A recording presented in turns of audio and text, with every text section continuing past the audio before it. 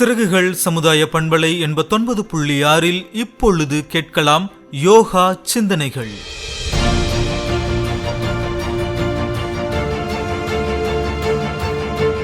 யோகா சிந்தனைகளை வழங்குகிறார் யோகா தெரபிஸ்ட் மருத்துவர் பி. மாதவன் அவர்கள்.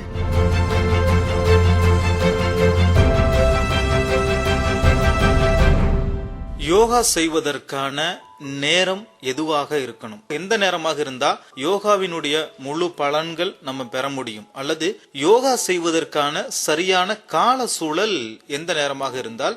யோக பயிற்சிகள் செய்வதற்கு உகந்த நேரம் எந்த நேரத்துல வேணாலும் செய்யலாம் அப்படிங்கிறது நூல்கள் சொல்லுது. பழமையான நூல்கள் யோக பயிற்சிகள் எப்ப வேணாலும் செய்யலாம். இதுல ரெண்டு விஷயங்கள் எடுத்துக்கொள்ளப்படணும். ஒன்று, உணவு எப்போது சாப்பிட்டு இருக்கிறோம் அப்படிங்கறத பொறுத்து செய்யப்படக்கூடிய நேரம் மாறுபடும். ஆனால் எனக்கு முழுமையான பலன் கிடைக்கணும் அப்படின்னு சொல்லி சொன்னால், அதனுடைய உண்மையான பலன் கிடைக்கணும் அப்படின்னு சொல்லி சொன்னால், அது அதிகாலை நேரத்தில் செய்வது என்பது சிறப்பு. அதாவது நான் சொன்னேன், ஒரு ஆன்மீக பயிற்சியாக இதை நாம் எடுத்துக்கொள்ள வேண்டுமே ஆனால், ஆன்மாவிற்கான பயிற்சியாக எடுத்துக்கொள்ள வேண்டுமே ஆனால், இதை காலை வேளையில அதிகாலை, அதாவது பிரம்ம முகூர்த்தம் அப்படின்னு சொல்லி சொல்லுவாங்க, இல்ல தமிழ்ல வைகரை அப்படின்னு சொல்லுவோம். இந்த நேரத்தில் எழுந்து செய்வது என்பது சிறப்பு. இது ஆன்ம பயிற்சியாக போகின்ற பொழுது, இல்ல சார் எனக்கு சிகிச்சை முறையாக வேணும், எனக்கு ஆஸ்மா வியாதி இருக்கு, என்னால காலையில 4 மணிக்கெல்லாம் எந்திரிக்க முடியாது, 7 மணி வரைக்கும் நான் தூங்குறேன், 7 மணிக்கு மேல எழுந்திருத்து தான் செய்யணும் அப்படிங்கிற பட்சத்துல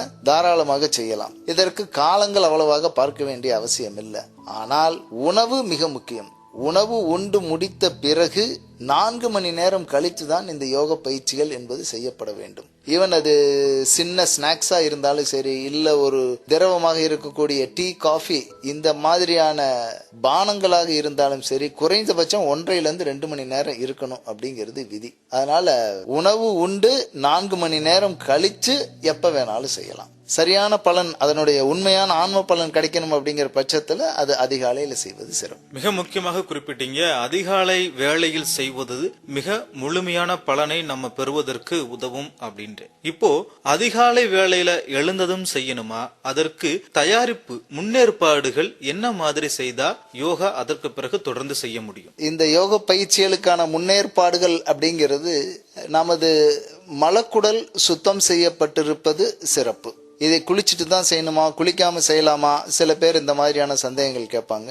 குளிச்சுட்டு செய்யலாம், குளிக்காமலும் செய்யலாம். ஆனால் நீராடி விட்டு செய்கின்ற பொழுது உடல் ஒரு மாதிரி உற்சாகமாக இருக்கும் செய்வதற்கு. அதனால குளிச்சு விட்டு செய்வது என்பது சிறப்பு. அதனால குளிக்காம செய்யக்கூடாது என்கிற அர்த்தம் கிடையாது. அதே போல மலக்குடலை சுத்தம் செய்து விட்டுத்தான் செய்ய வேண்டும் என்கின்ற சட்டம் இல்லை. இப்போ உதாரணத்துக்கு, எப்பவுமே 8 மணிக்கு எந்திரிக்கக்கூடிய ஒருத்தங்க ஒரு நாளைக்கு 4 மணிக்கு எந்திரிச்சு செய்யணும்னு நினைச்சால் அவருடைய குடல் 4 மணிக்கு பழக்கப்பட்டிருக்காது. அவங்க எந்திரிச்சிருவாங்க, அவங்களுடைய குடல் எழுந்திரிச்சிருக்காது. அப்போ இந்த குடலை பழக்கப்படுத்துவதற்கு நாம் ஒரு 2-3 மாதங்கள் அந்த 4 மணிக்கு எழுந்திருத்தால், பழக்கத்தை கொண்டு வந்தால் மட்டுமே அந்த குடல் முழிக்க ஆரம்பிக்க, தன்னுடைய பணியை மாத்திக்க ஆரம்பிக்கும். அதனால அதான் நான் ஏற்கனவே சொல்லிட்டேன், யோகா என்பது ஒரு வாழ்க்கை முறை, நம்மளை மாற்றி அமைத்துக் கொள்வதுதான். இதை என்ன சொல்லலாம் அப்படின்னா, சுய ஒழுக்கம் அல்லது சுய கட்டுப்பாடு. மனிதன் எப்படி வாழ வேண்டும் அப்படிங்கிறதை நமக்கு தெல்ல தெளிவாக சொல்லி இருக்கிறாங்க. அந்த வகையில குளிச்சுட்டு செய்யலாம், இல்ல குளிக்காமலும் செய்யலாம், மலம் கழித்து விட்டு செய்யலாம், கழிக்காமலும் செய்யலாம், எப்படி வேணாலும் செய்யலாம். இது இந்த 2 விஷயங்கள் தான் ஜெனரலாக சொல்லணும். நீர் அருந்தி விட்டு யோகா செய்யலாமா? தாராளமாக செய்யலாம். நீர் அருந்திவிட்டு தாராளமாக செய்யலாம். ஆனால் இந்த நீர் அருந்துகின்ற அளவு நமது பயிற்சிக்கு இடையூறாக இருக்கக்கூடாது. உதாரணத்துக்கு, நான் காலையில எந்திரிச்சு தினமும் 2 லிட்டர் தண்ணி குடிப்பேன் சார், அது என் பழக்கம் சார் அப்படின்னு சொல்றவங்க எல்லாம் இருக்காங்க. அந்த மாதிரி 2 லிட்டர் குடிச்சு விட்டு நாம பயிற்சிகள் செய்வதற்கு கண்டிப்பாக அது நமக்கு இடையூறாகத்தான் இருக்கும். ஆனால் எனக்கு அது இடையூறாக இல்லை சார், எனக்கு நல்லா இருக்கு, தாராளமாக செய்யலாம். சிறகுகள் சமுதாய பண்பலை 89.6 இதுவரை கேட்டோம் யோகா சிந்தனைகள்.